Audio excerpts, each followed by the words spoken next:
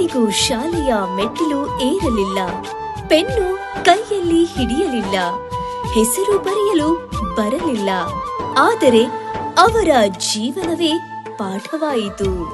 ದಾರಿದ್ರ್ಯವನ್ನು ಸಮೃದ್ಧಿಯಾಗಿ ಬದಲಿಸಿದ ಕಥೆ, ನೋವನ್ನು ಉದ್ದೇಶವನ್ನಾಗಿ ಮಾಡಿದ ಕಥೆ.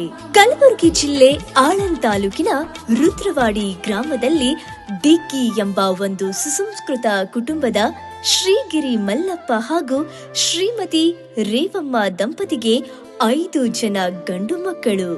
ಅದರಲ್ಲಿ 4ನೇ ಮಗನಾಗಿದ್ದ ಶ್ರೀ ಹನುಮಂತರಾಯ ಡಿಕ್ಕಿಯವರ ತ್ಯಾಗದಿಂದ ಪ್ರೇರಣೆಯಾದ ಒಂದು ಸಣ್ಣ ಜೀವನದ ಕಥೆಯನ್ನು ತಿಳಿದುಕೊಳ್ಳೋಣ. ಶ್ರೀಗಿರಿ ಮಲ್ಲಪ್ಪ ಹಾಗೂ ಶ್ರೀಮತಿ ರೇವಮ್ಮ ಡಿಗ್ಗಿಯವರದು 28 ಜನ ಹೊಂದಿದ್ದು ಒಂದು ದೊಡ್ಡ ಅವಿಭಕ್ತ ಕುಟುಂಬ. ಅದರಲ್ಲಿ 18 ಜನ ಮೊಮ್ಮಕ್ಕಳು ಇದ್ದು ಈಗ ಆಲದ ಮರದ ಬೇರಿನಂತೆ ಕುಟುಂಬ ದೊಡ್ಡದಾಗಿದೆ. ಇಂದು 57 ಜನರ ದೊಡ್ಡ ಕುಟುಂಬವಾಗಿದ್ದು 21 ಜನ ಮರಿ ಮೊಮ್ಮಕ್ಕಳು ಇದ್ದಾರೆ. ಇಂತಹ ದೊಡ್ಡ ಕುಟುಂಬದ ಸದಸ್ಯರಾದ ಶ್ರೀ ಹನುಮಂತರಾಯ ಡಿಕ್ಕಿ ಅವರು ಎಂದಿಗೂ ಶಾಲೆಯ ಮೆಟ್ಟಿಲು ಏರಲಿಲ್ಲ. ಪೆನ್ನು ಕೈಯಲ್ಲಿ ಹಿಡಿಯಲಿಲ್ಲ. ಆದರೆ ಅವರ ಜೀವನವೇ ಅವರಿಗೆ ಪಾಠವಾಯಿತು. ರುದ್ರವಾಡಿಯ ಮಣ್ಣಿನಲ್ಲಿ ಹುಟ್ಟಿ ಬೆಳೆದ ಇವರು ಬಾಲ್ಯದಲ್ಲಿ ಹೊಲಕ್ಕೆ ಇಳಿದರು. ಇತರ ಮಕ್ಕಳು ಪುಸ್ತಕ ಹಿಡಿದಾಗ ಅವರು ನೇಗಿಲ ಹಿಡಿದರು. ಶಿಕ್ಷಣ ಅವರ ಜೀವನಕ್ಕೆ ಬಾರದೆ ಹೋಯಿತು. ಆದರೆ ಜವಾಬ್ದಾರಿಗಳು ಬಹಳ ಬೇಗ ಬಂತು. ತನ್ನ ತಂದೆಯ ಮಾರ್ಗದರ್ಶನದೊಂದಿಗೆ ಕೃಷಿ ವೃತ್ತಿಯನ್ನು ಮುಂದುವರಿಸಿ ಹೊಲದಲ್ಲಿಯೇ ವಾಸವಾಗಿದ್ದರು. ಮುಂದೆ ಅವರು ಚಿತ್ತಕೋಟ ಗ್ರಾಮದ ನಿವಾಸಿಗಳಾದ ಶ್ರೀಮತಿ ಹೀರಾಬಾಯಿ, ಶ್ರೀ ಕಲ್ಯಾಣರಾಯ್ ಅವರ ಜ್ಯೇಷ್ಠ ಸುಪುತ್ರಿಯಾದ ಮಹಾದೇವಿ ಅವರೊಂದಿಗೆ ಫೆಬ್ರವರಿ 1976ರಂದು ಸರಳ ಗ್ರಾಮೀಣ ವಿವಾಹವಾಗಿದ್ದು ಅವಿಭಕ್ತ ಕುಟುಂಬದಲ್ಲಿ ವಾಸವಾಗಿದ್ದರು. ಅವಿಭಕ್ತ ಕುಟುಂಬದಲ್ಲಿ ಇರುವಾಗಲೇ 3 ಜನ ಗಂಡು ಮಕ್ಕಳು ಜನಿಸಿದ್ದು, ಮುಂದೆ ಕುಟುಂಬ ವಿಭಜನೆಯ ನಂತರ ಒಬ್ಬಳು ಮಗಳು ಜನಿಸಿದಳು. ಮುಂದೆ ಕುಟುಂಬ ವಿಭಜನೆಯ ನಂತರ ಬದುಕು ಇನ್ನಷ್ಟು ಕಷ್ಟವಾಯಿತು. ಹನುಮಂತರಾಯ ಅವರ ಕೈಯಲ್ಲಿ ಏನೂ ಉಳಿದಿರಲಿಲ್ಲ. ಆದರೆ 4 ಮಕ್ಕಳ ಹೊಣೆಗಾರಿಕೆ ಮಾತ್ರ ಹೆಚ್ಚಾಗಿತ್ತು. ರುದ್ರವಾಡಿಯ ಒಂದು ಸಣ್ಣ ಮನೆ, ಆ ಮನೆಗಳಲ್ಲಿ ಪುಸ್ತಕಗಳಿರಲಿಲ್ಲ. ಆದರೆ ಒಂದು ದೊಡ್ಡ ಕನಸು ಹುಟ್ಟಿತು. ಶ್ರೀಮತಿ ಮಹಾದೇವಿ, ಶ್ರೀ ಹನುಮಂತರಾಯ ಅವರು ಶಾಲೆಯ ಮುಖವೇ ನೋಡದ ದಂಪತಿಗಳು. ಆದರೆ ಅವರು ಒಂದು ವಿಷಯವನ್ನು ಸ್ಪಷ್ಟವಾಗಿ ತಿಳಿದಿದ್ದರು. ಶಿಕ್ಷಣವಿಲ್ಲದೆ ಬದುಕಬಹುದು, ಆದರೆ ಶಿಕ್ಷಣವಿಲ್ಲದೆ ಮುಂದಿನ ತಲೆಮಾರನ್ನು ಕಾಪಾಡಲಾಗದು. ಹೀಗೆ ಜೀವನ ನಡೆಯುತ್ತಿದ್ದು ಅವರು ಹಗಲು ಇರಳು ಎನ್ನದೆ ಹೊಲದಲ್ಲಿ ದುಡಿದರು. ಸೂರ್ಯ ಅವರ ಸಂಗಾತಿಯಾದ, ಮಣ್ಣು ಅವರ ಮಿತ್ರನಾಗಿಸಿಕೊಂಡರು. ಮಕ್ಕಳಿಗೆ ಶಿಕ್ಷಣ ಕೊಟ್ಟು ವಿದ್ಯಾವಂತರನ್ನಾಗಿ ಮಾಡಲು ಶ್ರಮಿಸಿದರು.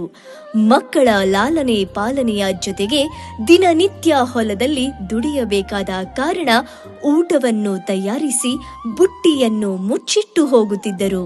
ಮಕ್ಕಳು ಶಾಲೆಯಿಂದ ಮರಳಿದ ನಂತರ ತಾವೇ ಊಟ ಬಡಿಸಿಕೊಂಡು ಸೇವಿಸುತ್ತಿದ್ದರು. ಹೌದಿನಾಗ ಗಂಗಾದಾಗ ಹಾಲು ಹಾಕಿ ನೀರಾಗ ಇಡೋದು, ಅದು ಆರತನ ಹಿಂಗ್ ಹೊಟ್ಟಿ ಬಡ್ಕೊಟ್ಟಿದ ಹೊಸು ಅಂತೇಳಿ ಇದು ನೀರಾಗ ಇಟ್ಟಂದ್ರ ಆರ್ತಾವ ಅಂತ ಹೇಳಕಸಿ ಗಪ್ಪನೆ ನೀರಾಗ ಇಟ್ಟಿ ಕುಡಿಸ್ತಿದ. ನಮ್ ಕಾಕ ಊರಿಂದ ಬಂದಾರ, ಏನ ತಂಗಿ ಪಾರ್ ಒಂದ್ ಸಲ ಹೊಟ್ಟಿ ಬಡ್ಕೋಗತ್ತದ ಹೊಸು ಅಂತ ಹೇಳಿ ಗಪ್ಪನೆ ಕುಡಿಸುವ ನಾವ್ ನಮ್ ಕಾಕ. ಹಿಂಗ್ ಮಾಡ್ರದಾಗ ಎಲ್ಲಿ ಕಿಡಿಕ್ಯಾಗ ಒಯ್ದು ಕೂಡ್ಸೋದು.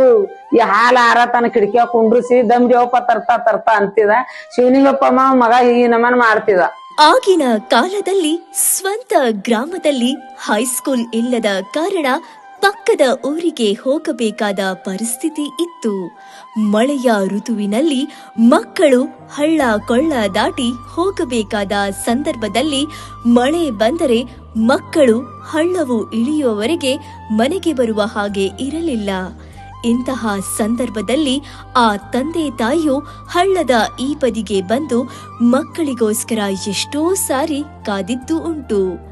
ರಸ್ತೆ ಸಾರಿಗೆ ವ್ಯವಸ್ಥೆ ಇಲ್ಲದ ಆಗಿನ ಕಾಲದಲ್ಲಿ ಕಾಲ್ನಡಿಗೆಯ ಮೂಲಕ ಇನ್ನೊಂದು ಊರಿಗೆ ಹೋಗಿ ಶಿಕ್ಷಣ ಕಲಿಯುವುದು ಅಷ್ಟೇನೂ ಸುಲಭವಾಗಿರಲಿಲ್ಲ. ಹಣಮಂತರಾಯ ಡಿಗ್ಗಿಯವರ 4 ಮಕ್ಕಳು ತಂದೆ ತಾಯಿಯ ಸಂಸ್ಕಾರ ಹಾಗೂ ಜವಾಬ್ದಾರಿ ಹೊತ್ತುಕೊಂಡು ಬೆಳೆದರು. ಮೊದಲನೇ ಮಗ ಶ್ರೀಶೈಲ್ ಡಿಗ್ಗಿ. ಇವರು ಮೊದಲನೆಯ ಮಗನಾಗಿದ್ದು ತನ್ನ ಚಿಕ್ಕ ತಮ್ಮಂದಿರು ಹಾಗೂ ತನ್ನ ತಂಗಿಗೆ ಮಾರ್ಗದರ್ಶಕರಾಗಿದ್ದರು. ಇವರು ಶಿಕ್ಷಣವನ್ನು ಕಲಿಯುವುದರ ಜೊತೆಗೆ ತನ್ನ ತಂದೆಗೆ ಸಹಾಯ ಮಾಡುತ್ತಿದ್ದರು. ಎತ್ತು ಎಮ್ಮೆಗಳನ್ನು ಮೇಯಿಸುವುದು ಹಾಗೂ ಇನ್ನು ಇತರ ಕೆಲಸಗಳಲ್ಲಿ ಸಹಾಯ ಮಾಡುತ್ತಿದ್ದರು. ಹಾಗೆ ತನ್ನ ತಂದೆಯ ಕನಸಾದ ಎಲ್ಲ ಮಕ್ಕಳಿಗೂ ಶಿಕ್ಷಣ ನೀಡಬೇಕೆನ್ನುವುದನ್ನು ಅರಿತ ಇವರು ತನ್ನ ತಮ್ಮಂದಿರು ಶಿಕ್ಷಣ ಪಡೆದು ಉತ್ತುಂಗ ಶಿಖರಕ್ಕೆ ಏರಲು ಇವರ ಪಾತ್ರ ತುಂಬಾ ಹಿರಿಯದಾಗಿದೆ. ಎರಡನೇ ಮಗ ಶ್ರೀ ಮಲ್ಲಿನಾಥ್ ಡಿಗ್ಗಿ. ಇವರು ಎರಡನೆಯ ಮಗನಾಗಿದ್ದು ಇವರ ತಾಯಿ ಇವರು 1 ವರ್ಷದ ಮಗುವಾಗಿದ್ದಾಗ ಒಂದು ಟವಲ್ ಹಾಸಿ ಮಲಗಿಸಿ ಹೊಲದಲ್ಲಿ ಕೆಲಸ ಮಾಡಬೇಕಾದರೆ ಕೆಳಗೆ ಹಾವು ಇದ್ದದ್ದು ಆ ತಾಯಿ ಗಮನಿಸಿ ಇರಲಿಲ್ಲ. ದೇವರ ಅನುಗ್ರಹ ಏನೂ ಆಗಲಿಲ್ಲ. ಹಾಗೆ ಈತ ತುಂಬಾ ಕಿಟಲೆ ಮಾಡುತ್ತಿದ್ದ. ಒಂದು ದಿನ ನಡೆಯುವ ಜೀಪಿನಿಂದ ಬಿದ್ದು ಒಂದು ಹಗಲು ಒಂದು ರಾತ್ರಿ ಪ್ರಜ್ಞೆ ತಪ್ಪಿದ್ದೂ ಉಂಟು. ಇವರು ತಮ್ಮ ತಂದೆಯ ಮಾತನ್ನು ಮೀರದ ಆದರ್ಶ ಮಗನಾಗಿದ್ದರು. ಇವರು ಕೂಡ ತಮ್ಮ ತಂದೆಗೆ ಸಹಾಯ ಮಾಡುತ್ತಿದ್ದು ಎಮ್ಮೆಯನ್ನು ಸೊಂಟಕ್ಕೆ ಕಟ್ಟಿಕೊಂಡು ಆ ಕಡೆಗೆ ಮುಖ ಮಾಡಿ ಹುಲ್ಲು ಮೇಯಿಸುತ್ತಿರಬೇಕಾದರೆ ಅವರ ದೊಡ್ಡಪ್ಪ ಸೂರಣ್ಣ ಡಿಗ್ಗಿಯವರು ಕರೆದು, ಹೇ ಮಲ್ಲು, ಎಮ್ಮೆ ಬೆಳೆ ತಿನ್ನುತ್ತಿದೆ ಎಂದು ಕೂಗಿ ಹೇಳುತ್ತಿದ್ದರು. ಹೀಗೆ ಅವರು ಕೂಡ ಕೆಲಸದ ಜೊತೆಗೆ ವಿದ್ಯಾಭ್ಯಾಸ ಮುಂದುವರಿಸಿದವರು. ಮೂರನೇ ಮಗ ಶ್ರೀ ಶಿವಲಿಂಗಪ್ಪ ಡಿಗ್ಗಿ. ಇವರು ಬಾಲ್ಯದಿಂದಲೂ ತುಂಬಾ ತುಂಟಾಗಿದ್ದರು. ಒಂದು ದಿನ ಶಾಲೆಯಲ್ಲಿ ಆಟ ಆಡುತ್ತಿರಬೇಕಾದರೆ ಬಾಯಾರಿಕೆಯಾಗಿದ್ದು ಒಂದು ನೀರಿನ ಬಾಟಲಿಯನ್ನು ಹಿಡಿದು ನೀರು ಕುಡಿದಾಗ ಅವರಿಗೆ ಅರ್ಧ ಬಾಟಲಿ ಖಾಲಿಯಾದ ನಂತರ ಅರಿವಾಗಿತ್ತು ತಾನು ಕುಡಿದಿದ್ದು ನೀರು ಅಲ್ಲ, ಅದು ಸೀಮೆ ಎಣ್ಣೆ ಎಂದು. ಉರಿ ತಾಳಲಾಗದೆ ಕಷ್ಟಪಡುತ್ತಿರಬೇಕಾದರೆ ತಂದೆ ತಾಯಿಗೆ ಆತಂಕ ಹೆಚ್ಚಿತು. ಇವರ ಚಿಕಿತ್ಸೆಗಾಗಿ ಆಗ ಅವರ ತಂದೆ ತಾಯಿಗಳು 2 ರೂಪಾಯಿಗಾಗಿ ತುಂಬಾ ಕಷ್ಟಪಡಬೇಕಾಯಿತು. ಇವರು ಓದಿನಲ್ಲಿ ತುಂಬಾ ಚಾಣಕ್ಯನಾಗಿದ್ದು ತನ್ನ ತಾಯಿಯ ಜೊತೆಗೆ ಹೊಲದಲ್ಲಿ ಹಸಿ ಮೆಣಸಿನಕಾಯಿ ಕೀಳುವುದು, ಮಹಿಳೆಯರಿಗೆ ಕೆಲಸದಲ್ಲಿ ಸಹಾಯ ಮಾಡುವುದು, ಎತ್ತು ಎಮ್ಮೆ ಮೇಯಿಸುವುದು, ಹೀಗೆ ಹಲವಾರು ಕೆಲಸಗಳನ್ನು ಮಾಡುತ್ತಿದ್ದರು. ಕೆಲಸದ ಜೊತೆಗೆ ಇವರು ಓದಿನಲ್ಲಿ ತುಂಬಾ ಆಸಕ್ತಿ ಹೊಂದಿದ್ದರು. ಹೊಲದಲ್ಲಿ ಕೆಲಸ ಮಾಡುವಾಗ ತಮ್ಮ ಟ್ಯೂಷನ್ ಟೈಮ್ ಆದರೆ ಹೋಗುವ ಹಂಬಲ ಇರುತ್ತಿತ್ತು. ಆದರೆ ಕೆಲಸ ಮುಗಿಸಿ ಹೋಗು ಎಂದು ಅವರ ತಂದೆ ತಾಯಿ ಹೇಳಿದಾಗ ಮುಂದೆ ಅವರ ಅನುಮತಿಗಾಗಿ ಕಾದಿದ್ದು ಹೋಗು ಎಂದ ತಕ್ಷಣ 5 ನಿಮಿಷದಲ್ಲಿ ಹೊಲದಿಂದ ಟ್ಯೂಷನ್ ಕ್ಲಾಸಿಗೆ ಓಡಿಕೊಂಡು ಹೋಗುತ್ತಿದ್ದರು. ಹೀಗೆ ಇವರು ತನ್ನ ಪೋಷಕರಿಗೆ ಬಹಳ ಹತ್ತಿರವಾದ ಮಗನಾಗಿದ್ದು ತುಂಬಾ ಸರಳತೆ ಹಾಗೂ ತಮಾಷೆಯ ವ್ಯಕ್ತಿತ್ವವನ್ನು ಹೊಂದಿದ್ದ ಜವಾಬ್ದಾರಿಯುತ ಮಾದರಿ ಹೊಂದಿದ ವ್ಯಕ್ತಿಯಾಗಿದ್ದಾರೆ ಎಂದು ಹೇಳಿದರೆ ತಪ್ಪಾಗಲಾರದು. 4ನೆಯ ಮಗಳು ಶ್ರೀಮತಿ ಗಂಗಾ. ಗಂಗಾಬಾಯಿಯು ತಂದೆ ತಾಯಿಯ ಹರಿಕೆಯ ಮಗಳಾಗಿದ್ದಳು. ಇವರು ತಕ್ಕ ಮಟ್ಟಿಗೆ ಶಿಕ್ಷಣವನ್ನು ಮುಗಿಸಿದ್ದು ತಮ್ಮ ತಾಯಿಯ ಕೈಯಲ್ಲಿ ಕೆಲಸ ಮಾಡುತ್ತಿದ್ದರು. ಹಾಗೆ ಮನೆ ಕೆಲಸಗಳಲ್ಲಿ ಸಹಾಯ ಮಾಡುತ್ತಿದ್ದರು. ತನ್ನ ತಂದೆಯ ಮುದ್ದಿನ ಮಗಳಾದ ಇವರು ತನ್ನ ತಂದೆಯು ಹೊಲದಿಂದ ಬರುವುದನ್ನು ಕಾಯುತ್ತಿದ್ದು ಇವರನ್ನು ಕಂಡ ಕೂಡಲೇ ಇವರ ಖುಷಿ ಮುಗಿಲು ಮುಟ್ಟುತ್ತಿತ್ತು. ಮುಖದಲ್ಲಿ ನಗು ತುಂಬಿರುತ್ತಿತ್ತು. ಗಂಗಾಬಾಯಿ ಕೇವಲ ತಂದೆ ತಾಯಿಗೆ ಆದರ್ಶ ಮಗಳಾಗಿರದೆ ತನ್ನ ಅಣ್ಣಂದಿರಿಗೂ 2ನೆಯ ತಾಯಿಯಾಗಿದ್ದಳು. ಏಕೆಂದರೆ ಮುಂದೆ ಉನ್ನತ ಶಿಕ್ಷಣಕ್ಕಾಗಿ ತನ್ನ ಅಣ್ಣಂದಿರು ಕಲಬುರ್ಗಿ ಹೋದಾಗ ಅವರಿಗೆ ಅಡುಗೆ ಮಾಡಿ ಅವರ ಕ್ಷೇಮವನ್ನು ನೋಡಿಕೊಳ್ಳುತ್ತಿದ್ದರು. ಎಲ್ಲೋ ಒಂದು ಕಡೆ ತನ್ನ ಅಣ್ಣಂದಿರ ಯಶಸ್ಸಿನ ಹಿಂದೆ ಇವರ ಪಾತ್ರ ತುಂಬಾ ವಿಸ್ಮರಣೀಯವಾಗಿದೆ ಎನ್ನಬಹುದು. ಇವರ ಈ ತ್ಯಾಗ ಹಾಗೂ ಮಮತೆಯಿಂದ ಎಲ್ಲರೂ ಹಸಿವಿನಿಂದ ಮಲಗದೆ ಚೆನ್ನಾಗಿರಲು ಕಾರಣವಾಯಿತು. ತಂದೆಯ ಶ್ರಮ. ಮಕ್ಕಳ ಏಳಿಗೆಗೆ ತಂದೆಯ ಶ್ರಮ ತುಂಬಾ ಮುಖ್ಯವಾದದ್ದು. ಮಕ್ಕಳಿಗಾಗಿ ತನ್ನ ಎಲ್ಲಾ ಕನಸುಗಳನ್ನು ತ್ಯಾಗ ಮಾಡಿ ಅವರಿಗಾಗಿ ದುಡಿಯುವ ಏಕೈಕ ವ್ಯಕ್ತಿ ಎಂದರೆ ಅದು ತಂದೆ. ಹೀಗೆ ಹನುಮಂತರಾಯ ಡಿಗ್ಗಿಯವರು ಯಾವುದೇ ಆಡಂಬರವಿಲ್ಲದೆ ಕೇವಲ 2 ಜೊತೆ ಬಟ್ಟೆಯೊಂದಿಗೆ ತಮ್ಮ ಜೀವನ ನಡೆಸಬೇಕಾದರೆ ಒಂದು ದಿನ ಬೇಸಿಗೆ ಸಮಯದಲ್ಲಿ ಹೊಲದಲ್ಲಿ ಬೀಡಿ ಸೇದಿದ ನಂತರ ಅದನ್ನು ಆ ಕಡೆಗೆ ಬಿಸಾಕಿ ವಿಶ್ರಾಂತಿ ಮಾಡಬೇಕು ಎಂದು ತಮ್ಮ ಅಂಗಿ ಬಿಚ್ಚಿಟ್ಟು ಮಲಗಿದಾಗ ಬೇಸಿಗೆಯ ಸಮಯ ಹುಲ್ಲು ಒಣಗಿದ್ದ ಕಾರಣ ಬೆಂಕಿ ಹತ್ತಿ ಇದ್ದ ಒಂದು ಅಂಗಿಯು ಸುಟ್ಟು ಹೋಯಿತು. ಬೇಗ ಮನೆಗೆ ಹೋದರೆ ಜನ ನೋಡುತ್ತಾರೆ ಎಂದು ಕತ್ತಲಾದ ನಂತರ ಮನೆಗೆ ಬಂದಾಗ ಅಂಗಿ ಇಲ್ಲದ ಬಂದ ಪತಿಯನ್ನು ಕಂಡಾಗ ಮಹಾದೇವಿ ಡಿಗ್ಗಿಯವರು ಗಾಬರಿಗೊಂಡರು. ಹೀಗೆ ಕಷ್ಟಗಳ ಮಧ್ಯೆ ಒಂದು ಜೊತೆ ಬಟ್ಟೆ ತೆಗೆದುಕೊಳ್ಳುವುದು ಕೂಡ ಆಗಿನ ಕಾಲದಲ್ಲಿ ತುಂಬಾ ಕಷ್ಟಕರವಾಗಿತ್ತು. ಕುಟುಂಬ ನಡೆಸುವ ಹೊಣೆಗಾರಿಕೆಯೊಂದಿಗೆ ಈ ಎಲ್ಲಾ ಕಷ್ಟಗಳನ್ನು ಎದುರಿಸಿ ಮಕ್ಕಳಿಗಾಗಿ ತ್ಯಾಗದ ಜೀವನ ನಡೆಸಿದ ಆ ತಂದೆಗೆ ಕೈ ಎತ್ತಿ ಮುಗಿಯಲೇಬೇಕು. ಇದು ಕೇವಲ ಈ ಮನೆಯ ಕಥೆಯಲ್ಲ. ಪ್ರತಿ ಮನೆಯಲ್ಲಿ ಎಲ್ಲ ಮಕ್ಕಳ ಯಶಸ್ಸಿನ ಹಿಂದೆ ಇಂತಹ ತಂದೆಯ ಶ್ರಮ ಇದ್ದೇ ಇರುತ್ತದೆ. ತಾಯಿಯ ಹೋರಾಟ. ಎಲ್ಲರೂ ತಾಯಿಯನ್ನು ತ್ಯಾಗಮಿ ಎಂದು ಕರೆಯುವುದು ಸುಮ್ಮನೆ ಅಲ್ಲ. ಒಂದು ಕುಟುಂಬದ ಚಾಲನೆಯಲ್ಲಿ ಆಕೆಯ ಪಾತ್ರ ಅಗಾಧವಾದದ್ದು. ಹೀಗೆ ಶ್ರೀಮತಿ ಮಹಾದೇವಿ ಡಿಗ್ಗಿ ಅವರ ಜೀವನವು ಸುಲಭವಾಗಿರಲಿಲ್ಲ. ಅವರು ಒಂದು ದಿನ ಬಾವಿಯಿಂದ ನೀರು ತರಬೇಕಾದರೆ ಕಾಲು ಜಾರಿ ಬಾವಿಗೆ ಬಿದ್ದು ಸಾವಿನಿಂದ ಪಾರಾಗಿ ಬಂದರು. ಹಬ್ಬ ದಸರಿ ಹಬ್ಬ ಇತ್ತು. ನಾ ನೀರಿಗೆ ಬಿದ್ದ ಬೀಳಾನ 3 ಸಾರಿ ಬುಚ್ಚಿಗೆ ತಿಂದ. ಯಾರು ತೆಗಿಯೋರೇ ಇದ್ದಿದ್ದಿಲ್ಲ. ಒಬ್ಬ ಹುಡುಗ ಬಂದ್ ತಣ್ಣ ಹಾರಿ ಕಸಿಂದು ಅವ ತೆಗಿಕ್ ಹೋದ. ನಾ ಇಸಲ್ ಕಡ್ಕೋತ್ ಬಂದು ಒಂದ್ ಬಟ್ಟೆ ಹಿಡ್ದಿದವ ಹುಡುಗ. ಬಟ್ಟಿಂದಿಂದಾಗೆ ನಾ ಮ್ಯಾಲ ಬಂದ. ಹಂಗೆ ಕೊಡ ತಗೊಂಡು ನಾ ಮನಿಗ್ ಬಂದ. ಮಂದಿ ಎಲ್ಲಾ ನಮ್ ನೆಗಾಳ್ದೇವ್ರದೆಲ್ಲ ಎಂತಕ್ಕಿದ್ದೇವ ನೀ ಕೊಡ ತಗೊಂಡ್ ಹೊಂಟಿದಿ, ಅಲ್ಲೇ ಇಟ್ಟು ಬರ್ಬಾರ್ದು, ಕೊಡ ಹಂಗೆ ಸಂಗಟ ಆಗ್ತವ ಹೊಂಟಿದಿ. ಮಲ್ಲಯ್ಯನ್ ಪೂರಾ ಗದಗಿ ತುಂಬಾ ಹೂವ ಹಾಕಿ ಆ ಯಾಳಿ ಸ್ಯಾಮಾಡ್ ಹೋತಿದ. ಬಾಯಾಗ ಬಿದ್ದ. ಮುಂದೆಲ್ಲ ಒಂದ್ ಜರ ಏನೇನೋ ಆಯ್ತು. ಆಗ ಅವಾಗೇ ಬಿಟ್ಟ. ಅವಾಗೆ ನಿಡ್ದು ಮಲ್ಲಯ್ಯನ್ ಮ್ಯಾಗೆ ನಂದು ಭಕ್ತಿ ಇದ. ಯಾವಾಗ ಬಿ ಅವನೇ ಉಳಿಸ್ಯಾನ ನಂಗ. ಅವಾಗ ತೋಲ್ ಕಷ್ಟ ಇತ್ತು, ತೋಲ್ ಹೈರಾಣ ಇತ್ತಿವ್ರಿ. ಇಬ್ರಿಗ ನಮ್ ಹೊಲ್ದಾಗ ಇವ್ರು ಕೂಲಿ ಮಾಡ್ರ. ಮಲ್ಲಯ್ಯನ ಆಶೀರ್ವಾದದಿಂದ, ಗುರುಗಳ ಆಶೀರ್ವಾದದಿಂದ ಎಲ್ಲಾ ಚಲೋ ಆಗ್ಯದವ್ರು. ಮಕ್ಳು ಸಲಕೆ ಸಾಲಿ ಹೊಲ ಮಾರಿ ಸಾಲಿ ಕಲ್ಸಿ ಮತ್ತ ಅದೇ ಹೊಲ ವಾಪಸ್ ತಗೊಂಡ್ರು. ಇಲ್ಲೊಂದ್ ಮನಿ ಕಟ್ರ, ಬೆಂಗಳೂರ್ಗೊಂದ್ ಮನಿ ಕಟ್ರ, ಗುಲ್ಬರ್ಗಕ್ಕೊಂದ್ ಮನಿ ಕಟ್ಟಾರ. ನಂಗೆಲ್ಲ ಮನೆ ಶಾಂತಿಗೆ ಎಲ್ಲ ಒಯ್ದರು. ಆದರೆ ಅವರ ಹೋರಾಟ ಇಷ್ಟಕ್ಕೆ ಮುಗಿಯಲಿಲ್ಲ. ಒಂದೊಮ್ಮೆ ಕೆಲಸ ಮಾಡುವಾಗ ಬಾಗಿಲ ಹಿಂದೆ ಇದ್ದ ಹಾವಿನಿಂದ ಕಚ್ಚಿಸಿಕೊಂಡು ಇನ್ನೊಮ್ಮೆ ಬದುಕಿ ಬಂದರು. ಇಷ್ಟೇ ಸಾಲದು ಅನ್ನುವಾಗ ಹೊಲಕ್ಕೆ ಹೋಗಿ ಮನೆಗೆ ಮರಳುವಾಗ ಇನ್ನೊಂದು ಬಾರಿ ಹಾವಿನಿಂದ ಕಚ್ಚಿಸಿಕೊಂಡು ಪುನಃ ಸಾವಿನಿಂದ ಪಾರಾಗಿ ಬಂದರು. ಹೀಗೆ ಪ್ರತಿ ಬಾರಿಯೂ ಇವರು ಸಾವಿನ ಬಾಯಿಂದ ತಪ್ಪಿಸಿಕೊಂಡು ಬಂದದ್ದು ಪುಣ್ಯವೇ ಸರಿ.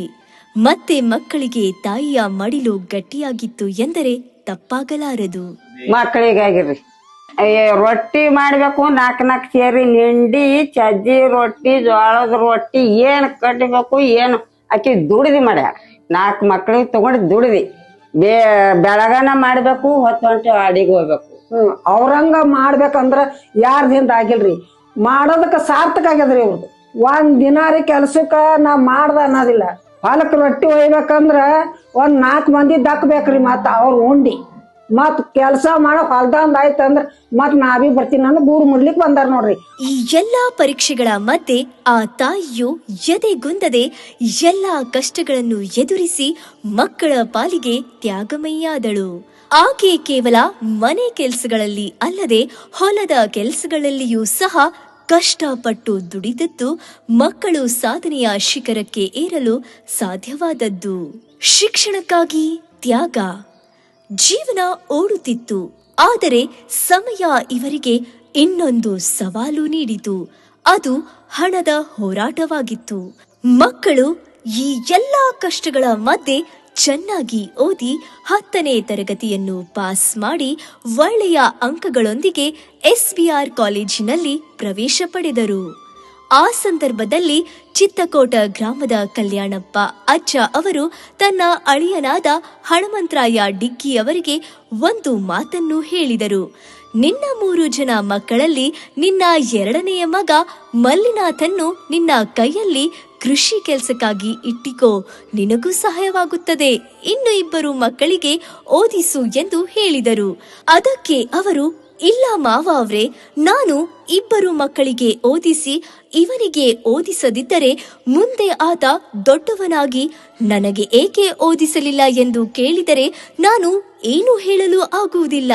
ಅದಕ್ಕಾಗಿ ನಾನು 3 ಜನ ಗಂಡು ಮಕ್ಕಳಿಗೆ ಯಾರು ಚೆನ್ನಾಗಿ ಓದುವುದಿಲ್ಲವೋ ಅವರಿಗೆ ಕೃಷಿ ವೃತ್ತಿಯಲ್ಲಿ ಮುಂದುವರಿಸುವಂತೆ ಹೇಳುತ್ತೇನೆ ಎಂದು ಚಾಣಕ್ಷತನದಿಂದ ಉತ್ತರಿಸಿದರು.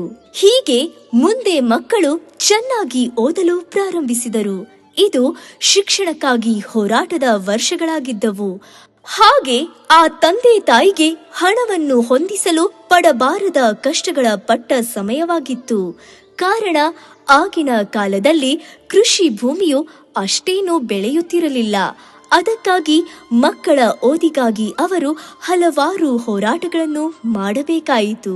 ಕೆಲವು ಬಾರಿ ಬೇರೆಯವರ ಬಳಿ ಬಡ್ಡಿಗೆ ಹಣ ತೆಗೆದರೆ, ಇನ್ನು ಕೆಲವೊಮ್ಮೆ ಕೂಲಿ ಕೆಲಸವನ್ನು ಮಾಡಿ ಹಣ ಹೊಂದಿಸಿದರು. ದಿನ ಕಳೆದಂತೆ ಮಕ್ಕಳು ಚೆನ್ನಾಗಿ ಓದಿ ಪದವಿ ಪಡೆದ ಸಮಯ. ಅಂತಹ ಸಮಯದಲ್ಲಿ ಮಕ್ಕಳನ್ನು ಓದಿನಲ್ಲಿ ಮುಂದುವರೆಸಲು ಹಣ ಹೊಂದಿಸಲಾಗದೆ ತಾಯಿಯ ಮಂಗಳಸೂತ್ರವನ್ನು ಗಿರಿವಿ ಇಟ್ಟು ಮಕ್ಕಳಿಗೆ ಹಣ ನೀಡಿದ್ದು ಇದೆ. ಹೀಗೆ ಮುಂದುವರೆದು ಎಲ್ಲ ಮಕ್ಕಳು ಸ್ನಾತಕೋತ್ತರ ಪದವಿಯನ್ನು ಪಡೆದ ಸಂದರ್ಭದಲ್ಲಿ ಸಾಲದ ಹೊರೆ ಹೆಚ್ಚಾಗಿತ್ತು.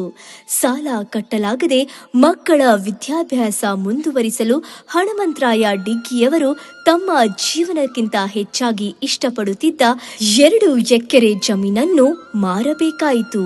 ಆದರೆ ಇಲ್ಲಿ ಒಂದು ಗಮನಿಸಬೇಕಾದ ವಿಚಾರ ಏನೆಂದರೆ, ಆ ತಂದೆ ಮನಸ್ಸು ಮಾಡಿದರೆ ಮಕ್ಕಳಿಗೆ ಶಿಕ್ಷಣ ಮುಂದುವರಿಸುವುದನ್ನು ಬಿಟ್ಟು ದುಡಿಯಲು ಹಚ್ಚಬಹುದಾಗಿತ್ತು. ಆದರೆ ಅವರು ಹಾಗೆ ಮಾಡಲಿಲ್ಲ. ಇಂತಹ ಸಂದರ್ಭದಲ್ಲಿ ಹಳ್ಳಿಯಲ್ಲಿ ಹಲವಾರು ಜನರು ನೂರಾರು ಮಾತು ಆಡಿದರು. ಬಡವರಿಗೆ ಏಕೆ ವಿದ್ಯೆ ಎಂಬ ವ್ಯಂಗ್ಯ ಮಾತುಗಳು ಕೇಳಿ ಬಂದವು. ಆದರೆ ಅವರು ಮಾತಿಗೆ ಉತ್ತರ ಕೊಡದೆ ಅದು ಸಮಯಕ್ಕೆ ಉಳಿಯಿತು. ಆದರೆ ಆ ತಂದೆಗೆ ಆಗ ಒಂದೇ ಕನಸು ಇತ್ತು, ನನ್ನ ಮಕ್ಕಳು ನನ್ನಂತೆ ಕಷ್ಟಪಡಬಾರದು, ಓದಿ ಸಮಾಜದಲ್ಲಿ ಹೆಸರು ಗಳಿಸಲಿ ಎಂದು ಬಯಸಿದರು. ಇವ್ರು ಹಣಮಂತರಾಯ ಅಲ್ಲಿ ಅವ್ರೇ ಕಷ್ಟ ಬಹಳ ಮಾಡ್ಯಾರ. ಅದ್ರಾಗ ಸಣ್ಣ ಮನ್ಯಾಗೆ ಎಲ್ಲ ಜೀವನ ಆಗ್ಯಾವ. ಒಳಗೆ 25 ಮಂದಿ ಇದ್ದೇವ್ ನಾವ್. ಎಲ್ಲರೂ ಕೂಡಿದ್ದಾಗ 4 ಮಂದಿ ಮಕ್ಕಳು. 5 ಮಂದಿ ಅಣ್ಣ ತಮ್ಮರದಾಗ 3 ಮಂದಿ ಸಾಲಿ ಕಲ್ತವ್ರು. 2 ಒಕ್ಕಲ್ತನ ಮಾಡವ್ರು. ಹಣಮಂತರಾಯ ಶ್ರೀಮಂತರಾಯ. ಹಣಮಂತರಾಯನ ಮಕ್ಕಳು ಬಿ ಚಲೋ ವಿದ್ಯೆ ಎಲ್ಲಕ್ಕ ಮುಂದ್ ಅವ್ರ ಬೆನ್ನಿಗೆ ನಾವು ಶ್ರೀಮಂತರಾಯನ ಮಕ್ಕಳು ಕೂಲಿಗೆ ಹೋಗ್ತಿರು, ಕಷ್ಟ ಮಾಡ್ಕೇಶಂದ್ ಮಕ್ಳಿಗೆ ಸಾಲಿ ಕಲ್ಸರು. ಈಗೆಲ್ಲ ಅವರು ಈಗ ಮೊಮ್ಮಕ್ಕಳು ಸ್ವಸ್ಥರಿಗ ಎಲ್ಲರಿಗ ನಮ್ಮ ಆಶೀರ್ವಾದ ಇರ್ಲಿ, ಎಲ್ಲ ಚಲೋ ಹರ. ತಿರುವಿನ ಬಿಂದು. ಮಕ್ಕಳು ತಂದೆಯ ಮಾತನ್ನು ಹುಸಿ ಮಾಡದೆ ಈ ಎಲ್ಲಾ ಹೋರಾಟಗಳ ಮಧ್ಯೆ ಸಾಧನೆಯಲ್ಲಿ ಶಿಖರವನ್ನು ಏರಿದರು. ಮೊದಲನೇ ಮಗ ಶ್ರೀಶೈಲ್ ಡಿಗ್ಗಿ BCA ಮತ್ತು MCA ಪದವಿಯನ್ನು ಪಡೆದು ಅಸೋಸಿಯೇಟ್ ಮ್ಯಾನೇಜರ್ ಆಗಿ ಸೇವೆ ಸಲ್ಲಿಸುತ್ತಿದ್ದಾರೆ. ಹಾಗೂ ತಮ್ಮ ಧರ್ಮಪತ್ನಿ ಶ್ರೀಲಕ್ಷ್ಮಿ ಹಾಗೂ 2 ಮಕ್ಕಳಾದ ಜೀವಿತಾಶ್ರೀ ಹಾಗೂ ಶ್ರೀ ಗಣೇಶ್ ಅವರೊಂದಿಗೆ ಬೆಂಗಳೂರಿನಲ್ಲಿ ವಾಸವಾಗಿದ್ದಾರೆ. 2ನೆಯ ಮಗ ಶ್ರೀ ಮಲ್ಲಿನಾಥ್ ಡಿಗ್ಗಿ BA ಮತ್ತು MA ಪದವಿಯನ್ನು ಪಡೆದು ಪ್ರಸ್ತುತ ಪೊಲೀಸ್ ಇಲಾಖೆ CID ವಿಭಾಗದಲ್ಲಿ ಸೇವೆ ಸಲ್ಲಿಸುತ್ತಿದ್ದಾರೆ. ಹಾಗೂ ಇವರು ತಮ್ಮ ಧರ್ಮಪತ್ನಿ ಮಹಾನಂದ ಮತ್ತು 2 ಮಕ್ಕಳಾದ ಗಿರೀಶ್ ಮತ್ತು ಹರೀಶ್ ಅವರೊಂದಿಗೆ ಕಲಬುರಗಿಯಲ್ಲಿ ವಾಸವಾಗಿದ್ದಾರೆ. 3ನೇ ಮಗ ಶ್ರೀ ಶಿವಲಿಂಗಪ್ಪ ಡಿಗ್ಗಿ BCom ಮತ್ತು MBA ಪದವಿಗಳನ್ನು ಪಡೆದು ಪ್ರಸ್ತುತ ಬ್ಯಾಂಕಿಂಗ್ ಸಾಫ್ಟ್ವೇರ್ನಲ್ಲಿ ಬಿಸಿನೆಸ್ ಪಾರ್ಟ್ನರ್ ಹುದ್ದೆ ಅಲಂಕರಿಸಿದ್ದಾರೆ. ಹಾಗೂ ತಮ್ಮ ಧರ್ಮಪತ್ನಿ ಸ್ನೇಹ ಹಾಗೂ 2 ಮಕ್ಕಳಾದ ಆಯುಷ್ ಮತ್ತು ಆರುಷ್ ಅವರೊಂದಿಗೆ ಬೆಂಗಳೂರಿನಲ್ಲಿ ವಾಸವಾಗಿದ್ದಾರೆ. 4ನೆಯ ಮಗಳು ಶ್ರೀಮತಿ ಗಂಗಾ ಒಬ್ಬಳೆ ಮಗಳಾದ ಗಂಗಾ ಅವರನ್ನು ಮದುವೆ ಮಾಡಿಕೊಡಲಾಗಿದ್ದು ಅವರು ತಮ್ಮ ಗೌರವದ ಬದುಕಿಗೆ ಕಾಲಿಟ್ಟರು. ಇವರು ಕೂಡ ಪ್ರಸ್ತುತ ತಮ್ಮ ಪತಿ ಬಾಬುರಾಯ ಹಾಗೂ ಇಬ್ಬರು ಮಕ್ಕಳಾದ ಪೃಥ್ವಿ ಹಾಗೂ ಪ್ರಜ್ವಲ್ ಅವರೊಂದಿಗೆ ಬೆಂಗಳೂರಿನಲ್ಲಿ ವಾಸವಾಗಿದ್ದಾರೆ. ತ್ಯಾಗಕ್ಕೆ ಫಲ. ಕಾಲ ಕಳೆದಂತೆ ತಂದೆ ತಾಯಿಯ ತ್ಯಾಗಕ್ಕೆ ಫಲ ದೊರಕಲು ಆರಂಭಿಸಿತು. ಸುಖ ಶಾಂತಿ ಸಮೃದ್ಧಿಯಿಂದ ಮಕ್ಕಳ ಕಲರವ, ಆನಂದಮಯ ವಾತಾವರಣ, ಮಕ್ಕಳು, ಸೊಸೆಯಂದಿರು ಮತ್ತು ಮೊಮ್ಮಕ್ಕಳಿಂದ ಮನೆ ತುಂಬಿ ಹೋಗುತ್ತದೆ.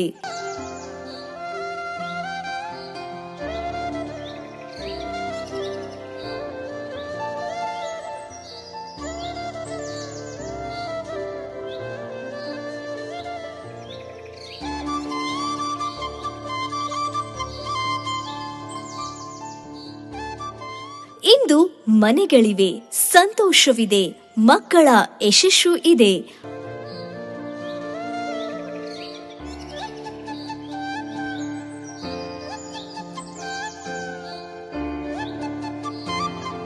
ಮುಂದೆ 22 ವರ್ಷಗಳ ನಂತರ ಮಾರಿದ 2 ಎಕರೆ ಭೂಮಿ ಮತ್ತೆ ಅವರ ಜೀವನಕ್ಕೆ ಮರುಳಿತು.